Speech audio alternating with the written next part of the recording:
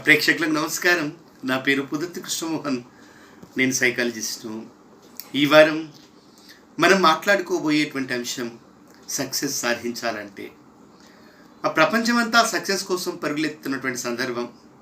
తల్లిదండ్రులు తమ పిల్లలు అద్భుతంగా విజయం సాధించాలని, తమ పిల్లలు డాక్టర్లు, ఇంజనీర్లు, కలెక్టర్లు అయిపోవాలని, తమ పాఠశాలలు, కళాశాలలు తమ విద్యార్థులే ర్యాంకులు సాధించి వారు గొప్పగా ఘనంగా ప్రచారం చేసుకోవాలని కలలుగంటూ విద్యార్థులను ఒత్తిడికి గురి చేస్తున్నటువంటి సందర్భంలో సక్సెస్ అంటే ఒక ఇన్సిడెంట్ కాదు, సక్సెస్ అంటే ఒక యాక్సిడెంట్ కాదు, సక్సెస్ అంటే ఒక ప్రాసెస్. అంటే అకస్మాత్తుగా వచ్చి పడేటువంటిది, అదృష్టం వలన ఏదో మాయ చేసినట్టుగా జరిగేటువంటిది కాదు సక్సెస్ అంటే.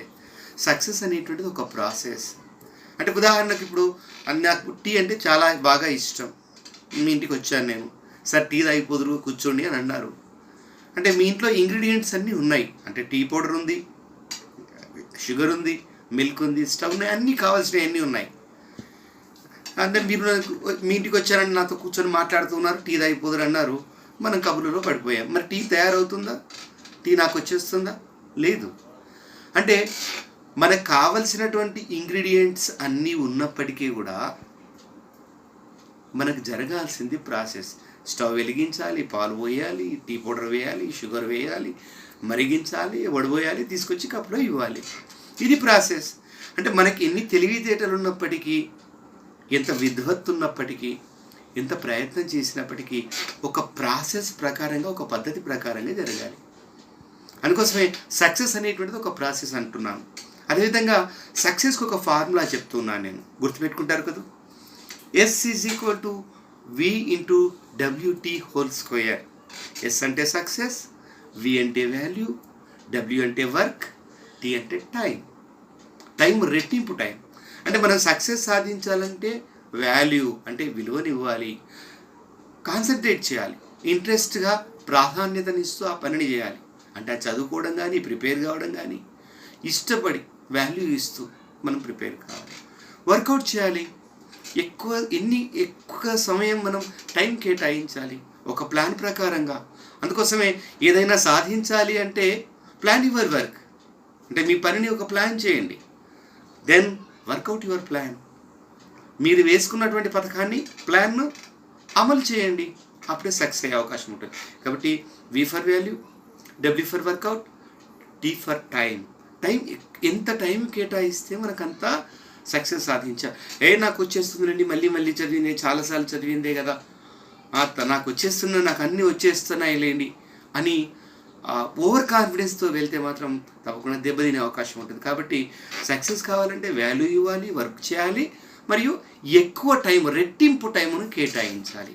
అంతేకాకుండా మీ దగ్గర SCFIT స్విఫ్ట్ కార్ కూడా ఒకటి ఉండాలండి. అంటే ఈ స్విఫ్ట్ కారులో ఎక్కితే తప్పకుండా మీరు సక్సెస్ సాధిస్తారు. అంటే స్విఫ్ట్ కార్ అంటే నిజమైనటువంటి కారు కాదండి, మీకు బాగా గుర్తుంటుందని నేను ఒక అబ్రివేషన్ చెప్తున్నాను. SC అంటే సెల్ఫ్ కాన్ఫిడెన్స్.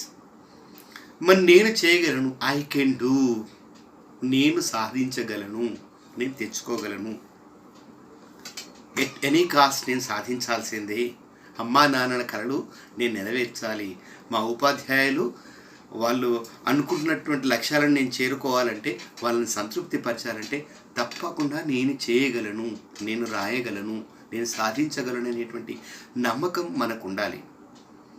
అదేవిధంగా ఫ్లూయెన్సీ ఇన్ ఇంగ్లీష్.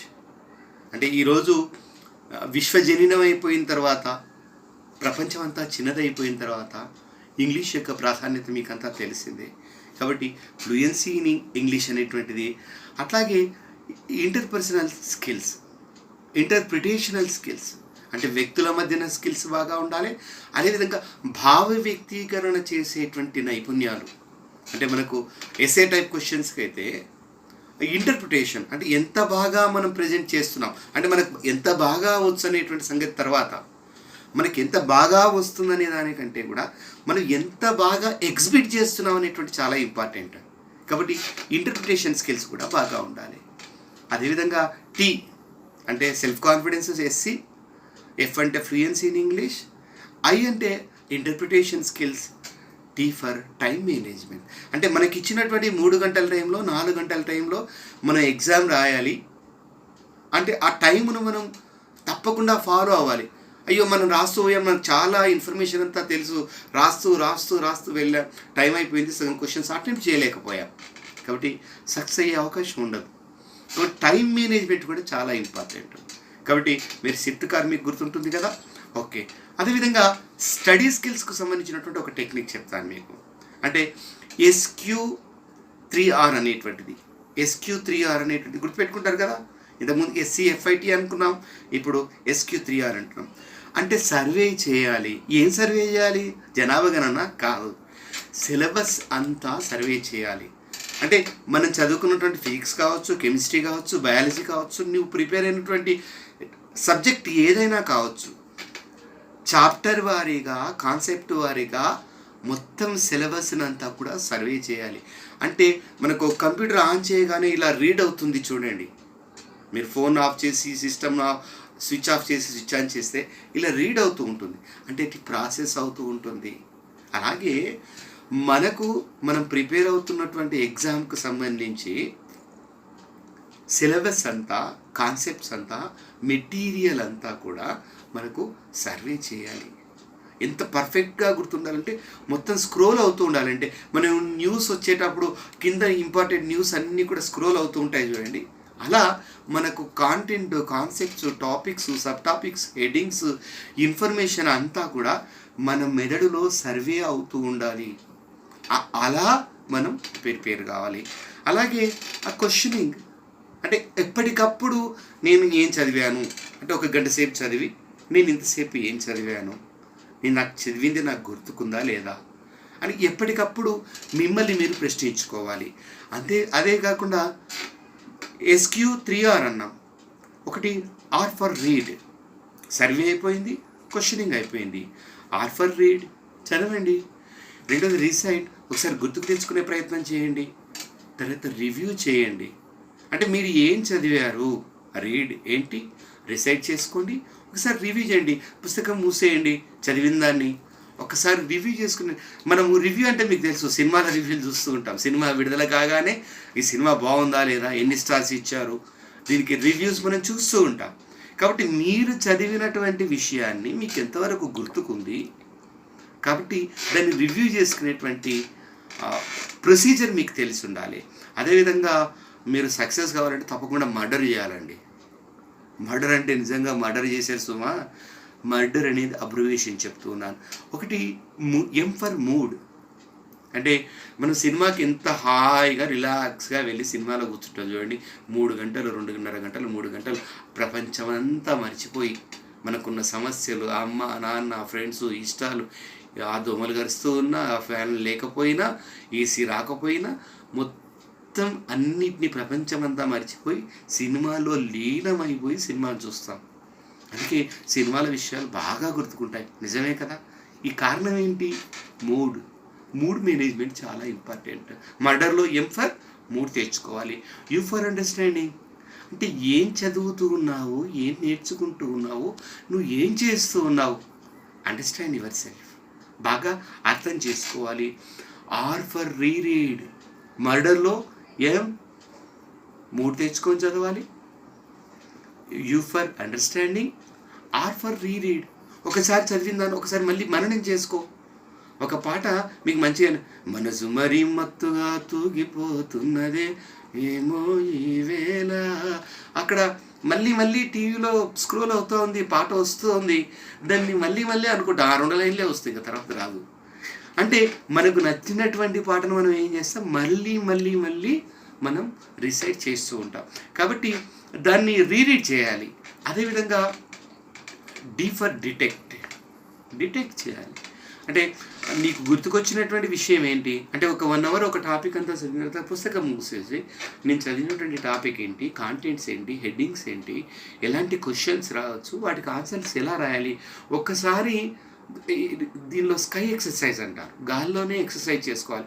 అంటే మనం క్వశ్చన్స్ గుర్తుకు తెచ్చుకోవాలి, సమాధానాలు చెప్పే ప్రయత్నం చేసుకోవాలి, లేదంటే కరెక్ట్ ఆన్సర్స్ను రికగ్నైజ్ చేసేటువంటి ప్రయత్నం, రిహార్సల్స్ చేయాలి. అలా చేసినప్పుడు మనకు గుర్తుకు రాని అంశాలు ఏంటి అంటే డిటెక్ట్ అంటాం మనం. డిటెక్టివ్ లాగా పని అంటే నేను చదివినటువంటి విషయాలు, నాకు ఇప్పుడే చదివినటువంటి విషయాలు నాకు ఏమేమి గుర్తుకు రావట్లేదు, అయ్యో గుర్తుకు రావట్లేదని ఇబ్బంది గాబరపడిపోయి అయ్యో నాకు వేస్ట్ అని తిట్టుకోవడం కాదు. గుర్తుకు రాని విషయాలు మళ్ళీ ఒకసారి తీసి చదివితే మీకు బాగా గుర్తుండే అవకాశం ఉంటుంది. కాబట్టి నెక్స్ట్ మనం మర్డర్లో 3 అండర్స్టాండింగ్, రీరీడ్, తర్వాత డిటెక్ట్ అనుకున్నాం. తర్వాత ఈలో అంటే ఎఫెక్టివ్ రీడింగ్. అంటే మనం ఇంతకుముందు చూసినాం, చదివినాం కానీ మనం ఒకసారి గుర్తు చేసుకునే ప్రయత్నంలో కొంత గుర్తుకు రావట్లేదు. డిటెక్ట్ చేసినప్పుడు కొన్ని విషయాలు మనకు గుర్తుకు రావట్లేదు. కాబట్టి ఇప్పుడు ఎఫెక్టివ్ రీడింగ్ అంటే నాకు ఈ విషయాలు గుర్తుకుండట్లేవు, కొన్ని కష్టమైనటువంటి విషయాలు, కొన్ని టఫ్గా ఉన్నటువంటి అంశాలు, కొన్ని ఇంట్రెస్ట్ లేనటువంటి అంశాలు అవి గుర్తుకు రావట్లేదు. కాబట్టి ఎఫెక్టివ్ రీడింగ్, ఫైనల్ రీడింగ్ అనేటువంటిది అవసరం. లాస్ట్ ఆర్ అంటే రివ్యూ. నువ్వు ఏం చదివావు ఇంతసేపు గుర్తుకు తెచ్చుకొని ఒకసారి రిహార్సల్ చేసుకుంటే, మీరు ఒక స్పీచ్ ఇవ్వాలనుకోండి, ఒక పాట పాడాలనుకోండి, ఒక డ్యాన్స్ చేయాలనుకోండి, మీరు ఒక ముగ్గు వేయాలనుకోండి, ఎంత రిహార్సల్ చేస్తారో గుర్తు తెచ్చుకోండి. అంటే ప్రిపేర్ అవుతారు, ప్రిపేర్ అయిన దాన్ని ప్రాక్టీస్ చేస్తారు. కాబట్టి ఒకసారి రివ్యూ చేయండి, మీరు చదువుకున్నటువంటి విషయం నీకు గుర్తుకొస్తుందా లేదా. అంటే మళ్ళీ మళ్ళీ గుర్తు తెచ్చుకున్నటువంటి విషయం మర్చిపోయే అవకాశం ఉండదు. అంటే మీ పేరు కానీ మీకు సంబంధించినటువంటి మీ జ్ఞాపకాలు, అంటే మనకు బాగా తెలుసు షార్ట్ టర్మ్ మెమరీ, తర్వాత long term memory, permanent memory అని ఉంటాయి. అంటే షార్ట్ టర్మ్ మెమరీలో ఎందుకు ఉంటాయి, మరి పర్మనెంట్ మెమరీలో ఎందుకు ఉంటాయి, లాంగ్ టర్మ్ మెమరీలో ఎందుకు ఉంటాయి అనేటువంటిది మన నెమోనిక్ డివైసెస్ అంటారు. అంటే స్మృతి గుర్తులు ఏర్పడతాయి, ఎన్గ్రామ్స్ అంటారు సైకాలజీలో. మనం చదివినటువంటి విషయాలు మెదడులో మనకు కొన్ని రకాలైనటువంటి స్మృతి గుర్తులు అంటారు, నెమోనిక్ డివైసెస్ అంటారు. అంటే కొన్ని అచ్చులు వేస్తాయి, ముద్రలు వేస్తాయి. ఆ ముద్రల వలనే మనం పేపర్ మీద టైప్ చేసినట్టుగా డిటిపి చేసినట్టుగా మన మెదడులో న్యూరాన్స్ అనేటువంటివి ఈ విషయాలను గుర్తుపెట్టుకుంటాయి, డీకోడింగ్ అయిపోతూ ఉంటాయి. కాబట్టి మనం మీరు ఏం చేయాలంటే, బాగా చదవాలంటే, బాగా గుర్తుండాలి అంటే రివ్యూ బాగా చేయాలి, కాన్సన్ట్రేట్ బాగా చేయాలి. చివరిగా మీరు చేంజ్ కావాలండి. అంటే మీకు ఆల్రెడీ ఇంతకుముందు చెప్పినాను, నేను షిఫ్ట్ కార్లో ఎక్కిపోమని చెప్పాను, అదేవిధంగా SQ3R అని చెప్పాను, మళ్ళీ మర్డర్ చేయమన్నాను. ఫైనల్గా మీరు చేంజ్ కావాలి అని చెప్తున్నాను. అంటే చేంజ్ కావాలంటే సార్ మీరు డ్రెస్ చేంజ్ చేసుకోవాలా, స్మార్ట్గా మేకప్ వేసుకోవాలా? కాదండి. చేంజ్ కావడం అంటే ఒకటి commitment, C for commitment, CHANGE, C for commitment. అంటే డెడికేషన్ ఉండాలి. అంటే సినిమాలో కూర్చున్నంతసేపు మీరు వేరే విషయాల గురించి అసలు ఆలోచించరు. అత్తమ్మ వాళ్ళు వస్తా అన్నారు, మరి వచ్చిండ్రో రాలేదో అని ఆలోచించరు. కాబట్టి మీరు చదువుతున్నంతసేపు పంచేంద్రియాలన్నీ కూడా దాని మీదే లీనం కావాలి, వేరే డీవియేషన్స్ కావద్దు, డిస్ట్రాక్ట్ కావద్దు. మీరు కమిట్మెంట్ ఉండాలి. H for honesty. అంటే అమ్మ కోసమో నాన్న కోసమో, లేకుంటే మీ సార్ చూస్తున్నాడు అనుకో, మీరు హాస్టల్లో ఉన్నారనుకోండి, మీ లెక్చరర్ చూస్తున్నారు అనుకో, ఎవరో ట్యూటర్ చూస్తున్నారు అనుకో, ప్రిన్సిపాల్ చూస్తున్నారు, వేరే వాళ్ళ కోసం మీరు చదవడం కాదు. హానెస్టీగా, నిజాయితీగా, మీరు కాన్సన్ట్రేట్గా ఇష్టపడి మీరు చదవాలి. అదేవిధంగా A ఫర్ యాటిట్యూడ్ చేంజ్. నాకు రావట్లేదు, నాకు 60 మార్కులే వస్తున్నాయి, నాకు ఎప్పుడు 70 వస్తున్నాయి, అంతకంటే నాకు ఎక్కువ రావట్లేదు, నాకు రాదు, నేను ఇంతే, నా వల్ల కాదు, ఇలాంటి నెగిటివ్ యాటిట్యూడ్ను మనం చేంజ్ చేసుకోవాలి. అందుకోసమే A for attitude change, commitment, honesty, attitude change. Next non controversial, N for non controversial. అంటే కొంచెం కన్ఫ్యూజ్ అయ్యేటువంటి విషయాలను తరచుగా మనము ఆ క్వశ్చన్ ఆన్సర్ను ఈ క్వశ్చన్ ఆన్సర్స్కు కన్ఫ్యూజ్ అయ్యేటువంటి అంశాలు ఉంటాయి, దీన్ని కాంట్రవర్సీ అంటాం. అట్లాంటి వాటిని మరల మనం గుర్తుకు తెచ్చుకోవాలి. అదేవిధంగా G ఫర్ గోల్ సెట్టింగ్, CHAలో commitment, honesty, attitude change. And G for goal setting అంటే లక్ష్యం నిర్ధారించుకొని ఉంటే, గోల్ ఎంత బాగా మీరు అనుకుని ఉంటే తప్పకుండా. అమ్మ చూడండి, రేపు ఉదయం టిఫిన్ ఏం చేయాలి, మధ్యాహ్నానికి లంచ్ ఏం చేయాలి, బాక్స్ ఏం కట్టించాలి, అన్నీ ప్లాన్ చేస్తుంది. మీకు ఏమి ఇష్టమైనవి, మీకు ఏమైతే నచ్చుతాయి అవన్నీ ప్లాన్ చేస్తుంది. అంటే తన లక్ష్యం అది. అంటే అబ్బా మీరు తిన్న తర్వాత బాగుంది, కడుపు నిండిందమ్మా ఈరోజు చాలా బాగుంది అని అంటే తనకు చాలా సంతోషం అవుతుంది. కాబట్టి గోల్ సెట్టింగ్ చాలా ఇంపార్టెంట్. అదేవిధంగా ఈ ఫర్ ఎమోషనల్ స్టెబిలిటీ గుర్తుపెట్టుకుంటారు కదా. C for commitment, H for honesty, A for attitude change, G for goal setting and E for emotional stability. అంటే భావోద్వేగాలను కంట్రోల్లో ఉంచుకోవాలి. అంటే కోపాన్ని కానీ, సంతోషాన్ని కానీ, ఏదైనా కానీ ఎక్కువగా టెన్షన్గా లోనైపోతే, ఒత్తిడికి లోనైతే, యాంగ్జైటీకి లోనైతే మనం అంటే ఎగ్జామ్ యాంగ్జైటీ ఉంటుంది కొద్దిమందికి. కాబట్టి ఎమోషనల్గా కంట్రోల్ చేసుకోలేరు. కాబట్టి ఎమోషనల్ స్టెబిలిటీ లేకపోతే కూడా మీరు సక్సెస్ సాధించలేరు. కాబట్టి ఎమోషనల్గా కూడా బ్యాలెన్స్గా ఉన్నప్పుడే మీరు సక్సెస్ సాధించేటువంటి అవకాశం ఉంటుంది. కాబట్టి సక్సెస్ సాధించాలంటే ఏం చేయాలనేటువంటి మిగతా విషయాలను మనం ఇంకొక కార్యక్రమంలో మనం తెలుసుకుందాం. అంతవరకు సెలవు. నమస్కారం. మీ పుదత్ కృష్ణమోహన్.